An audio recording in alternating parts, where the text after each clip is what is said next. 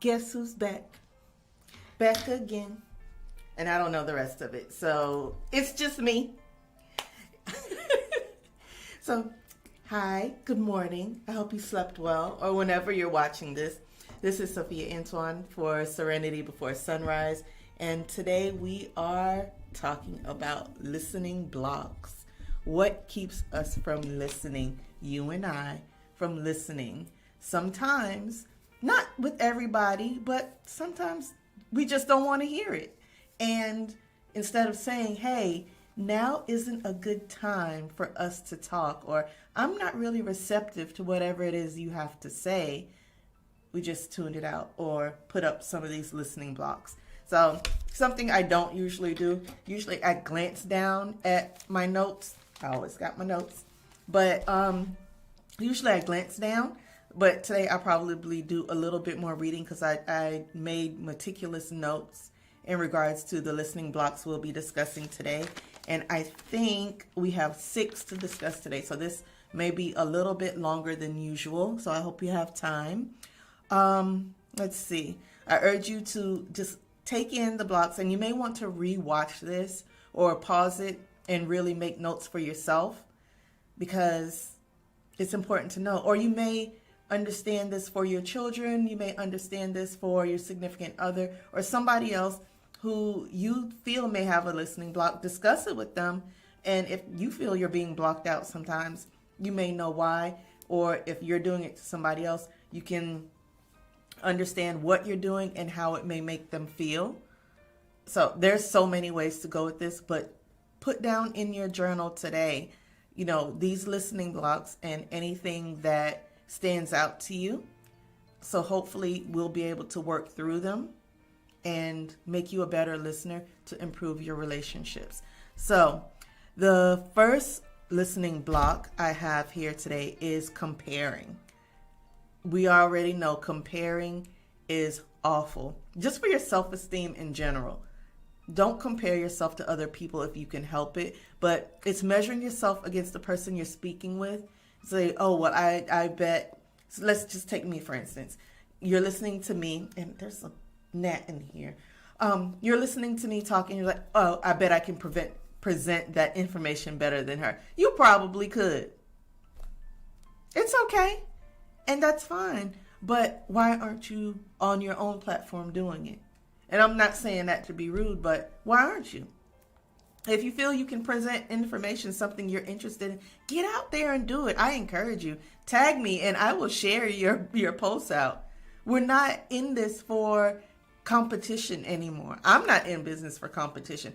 I'm here to help because I want people to feel better. I want people to be able to live better, to be able to interact with each other better, because we're losing too many people because of mental health issues, mental health stigma, mental health trauma. So please don't compare yourself to other people. And if you have such an issue, point it out. Talk to the person, because I can tell you, before I hit the record button, every single time on these videos, I'm nervous. I get up here, once the record button is going and I start talking, I'm good. But I have butterflies. I'm nervous. So I just want you to know that you're no different from me. You're no different from anybody out here. We're all human. So what I advise you to do is, if there's a talent, if there's something that you have, go work on it. Go put yourself out there. I don't care if it's not perfect. I'm not perfect. I stutter sometimes. I mess up on words sometimes. I read the wrong things sometimes. I do a whole host of stuff wrong, but I do it every single day because I love it. Be passionate about whatever talent you have enough to get out here and do it. I trust that you can do it. Okay? But that is a listening block, comparing yourself, because you're so busy having this conversation in your mind that you're not listening to the person that's actually talking. It's okay. You're not supposed to be like this person. And you may be better. There will always be somebody better. I'm sure your parents have told you that. I'm sure if you're a parent, you've told your child that. It's true. Somebody is always going to be better. But you know what? What counts is that you get out there and do it. I don't care what it is. Get out there and do it. So block number 2 is mind reading. You think you know what's going to happen, or you think, or better yet, let's call it jumping to conclusions, because you are filtering the conversation through the lens of your mind, and you think you know what this person is going to say before they say it. So maybe you are more compliant than you should be. And let's say, oh, we talked about mind reading cognitive distortions too, right? Let's say that you want to do something and you think somebody's going to give you a negative response, so you don't even ask. That's a form of mind reading and cognitive distortion, because you're undercutting yourself. You're making it so you're not happy because you think somebody else is thinking something, instead of just asking, instead of just having the conversation. So if you really want to see how this works together with the cognitive distortions, go back and listen to that video. Go back and watch that video as well. But you probably are doing this and the person's not even thinking along the same lines as you are, and you're just keeping yourself from your happiness. So what I ask you to do is not mind read, not jump to conclusions, not think you know what somebody's going to do, say, or react to. Just have the conversation with them. And if it ends up the way that you thought it would, then fine.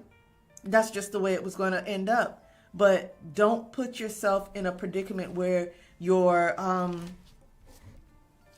assuming and not getting what you want without even having a conversation, because you may be able to come to a compromise on whatever it is you're assuming or jumping to conclusions about. All right. Block 3, rehearsing. I'm guilty of this one. And I even wrote it in my notes. I am guilty of this one. And this is even more like rehearsing an argument. Or if you wish you would have said something, be like, dang, I should have said blah, blah, blah, blah, blah. Because you're still running the thing through your mind that you were arguing about or you were talking about. And you should have said this, you should have said that. Listen, I'm a beast at rehearsing. Still do it. But the thing is, if it comes up, you don't have to let it come out. Your attention is focused on crafting your response before you allow the person to finish, and you're not hearing the other person out because you're already crafting a response. And what if they say something totally different? Then you're left looking like a deer in headlights. Don't rehearse your response before the person is finished. Let them finish, let them get it all out, and then you respond. So you're responding to the right thing, and your mental strength goes towards the proper response to whatever they're saying. All right. Filtering, and we touched on this one as well in cognitive distortions. This is only hearing what you want to hear, as if the person, isn't saying all these positive things. You're pulling out all the negatives, or you could be pulling out all the positives of a situation when somebody's trying to tell you this is probably why you don't want to do this particular action. So what I encourage you to do is listen, hear the person out. If there's something that you're not sure on, ask clarifying questions. I'm sure anybody who you're talking to wants you to ask questions. That's how they know you're interested in really learning about what they're saying and really absorbing the information. So definitely keep trying to ask more questions until you understand, like to the lowest level, to where it's all worked out. You won't regret it. Block 5, today we have judging. So it's basically putting a label on a person or what it is they're saying. So let's see. I don't even know. You know what judging is, though. It's just telling people, because I don't want to be offensive. I really want to choose my words wisely. Just not hearing people out and putting a negative label on them if they do tell you something sensitive.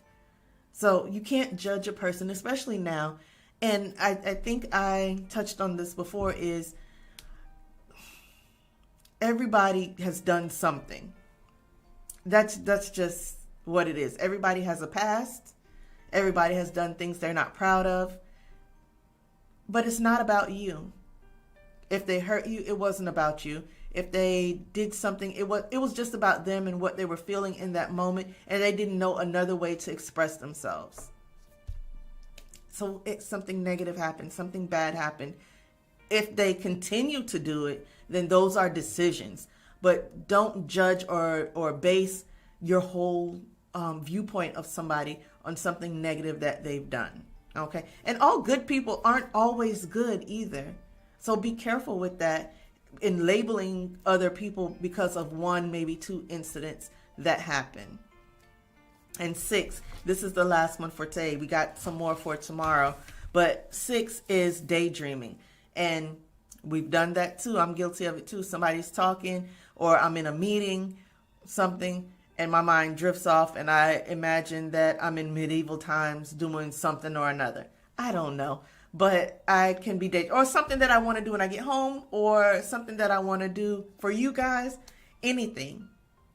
But giving someone your full attention while they're talking to you is the utmost respect. That's the best thing you could possibly do. You know what I really dislike? When you're having a conversation. No. Not even necessarily a conversation. When you meet someone for the first time that day and you're in passing and you're like, how are you? And they keep walking before you give them the answer. Like, what do you mean? Did you really care how I am? Or was it just a reflex? Sometimes I'm like, do you want to answer? I call after them after they say, like, what is it? What's the purpose? Just say hello and keep it moving. If that's what you want to do.